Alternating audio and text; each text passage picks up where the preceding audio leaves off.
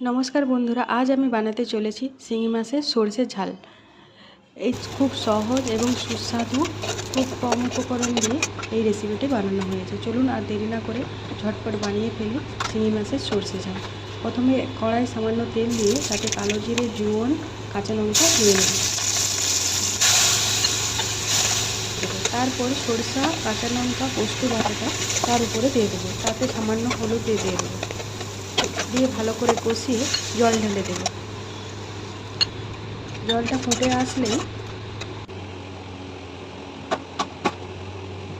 ধনে গুঁড়ো, জিরে গুঁড়ো দিয়ে দেবো। স্বাদ অনুযায়ী লবণ দিয়ে দেবো। মাছগুলি দিয়ে দেবো। ভালো করে ফুটিয়ে নেব। কিছুক্ষণ ফোটানোর পর মাছগুলো ভালো করে সিদ্ধ হয়ে গেছলে নামিয়ে নেব। রেডি হয়ে যাবে শিঙি মাছের সরষে ঝাল।